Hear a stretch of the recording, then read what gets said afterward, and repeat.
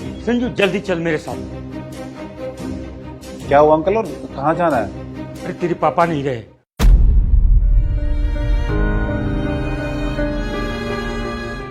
मेरे पापा तो मेरे लिए 3 साल पहले ही मर चुके हैं। नहीं बेटा, ऐसा मत बोल, तू चल मेरे साथ। अंकल मैंने आपको बोला ना, मैं वहाँ नहीं जाऊँगा।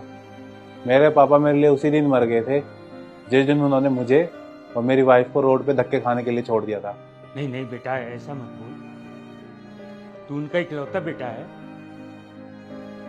चल मेरे साथ। अंकल जी, आपको मुझ पे एक एहसान है जो मैं कभी नहीं भूलूंगा। इसको छोड़ के आप जो भी बोलोगे मैं करने के लिए रेडी हूँ, पर मैं वहाँ नहीं जाऊँगा। और मैं उस दिन बोल के भी आया था, मर जाऊँगा लेकिन वहाँ कभी दोबारा पैर नहीं रखूँगा। संजू, बेटे तो मैंने बहुत देखे, पर तेरे जैसा घटिया बेटा मैंने कभी नहीं देखा।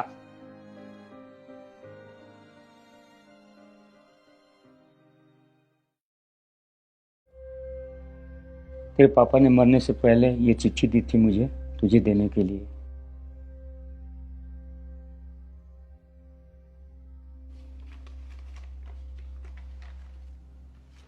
बेटा संजू, तू मुझसे नाराज है, मुझे पता है।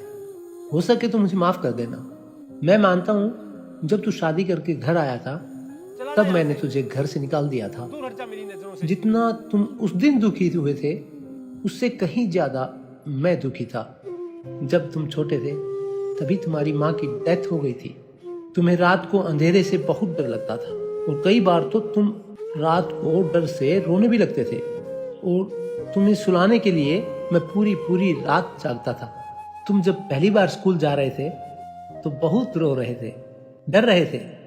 तुम्हें ऐसे देखकर मैं पूरे पूरे दिन स्कूल के गेट पर खड़ा रहता था ताकि तुम आराम से पढ़ाई कर सको। और जब छुट्टी में तुम बाहर आते थे तो भागकर मेरे सीने से लग जाते थे। और तुम्हें याद है वो कच्चा पक्का खाना जो तुम्हें पसंद नहीं आता था? और हाँ, तुम एक बार बीमार हो गए थे तो मैं सारी रात तुम्हारे साथ बैठ के तुम्हें हंसाता रहा था। तुमने जो बोला मैंने सब किया, पर तुमने मुझे बिना पूछे शादी कर ली, किसी की इज्जत को भगा कर ले गए।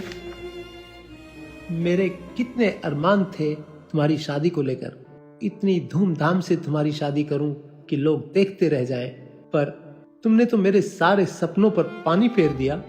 पर अब इन बातों का कोई फायदा नहीं है संजू। मैंने ये चिट्ठी इसलिए लिखी है कि मैं अपने मन की कुछ बात कह सकूं। जो भी मेरी प्रॉपर्टी है और जितना कुछ मेरे पास था वो सब मैंने तुम्हारे नाम कर दिया है। और आखिर में मैं तुम्हें यही कहूँगा, काश तुमने अपने पापा को समझा होता। मैं तुम्हारा दुश्मन तो नहीं था, तुम्हारा पापा था जिसने तुम्हारी माँ के मरने के बाद दोबारा शादी नहीं की। पता नहीं मैंने कितने रिश्तों को मना किया ताकि दूसरी माँ से तुम्हें कोई दिक्कत ना हो, इसलिए खुद की इच्छाएं मार दी। और तुम्हारा पापा तो उसी दिन मर गया था जब तुम किसी की बेटी को भगाकर मेरे घर लाए थे। तुम्हारी माँ के मरने पर मैं उतना नहीं रोया था जितना मैं उस दिन और उस दिन के बाद रोज रोया। इसलिए नहीं कि समाज क्या कहेगा, बल्कि इसलिए कि जो मेरा छोटा सा बच्चा कभी मुझसे पूछे बिना खाना तक नहीं खाता था और उसने शादी का इतना बड़ा फैसला अकेले ले लिया। अब तुम भी एक बच्चे के बाप बन गए हो, तुम्हें भी पता चल जाएगा कि जब बच्चे दिल तोड़ते हैं तो कैसा लगता है। एक बुरा पिता समझकर ही मुझे माफ कर देना, तुम्हारा पापा। बेटे, जो पैसे मैंने तुम्हें काम करने के लिए दिए थे वो मैंने नहीं, तुम्हारे पापा ने ही मुझे दिए थे तुम्हें देने के लिए। देख भाई जेपी, किया तो उसने बहुत गलत है। मैंने बड़े अरमानों से उसे पाला। ये कुछ पैसे हैं, उसको दे देना ना, लाइफ सेटल कर लेगा। और उसको बताना नहीं कि ये पैसे मैंने दिए।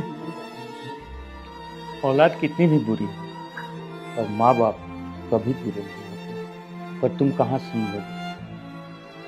तुम्हारे बाप जैसा अच्छा बाप अब तुम्हारे जैसा बुरा बेटा मैंने आज तक नहीं देखा।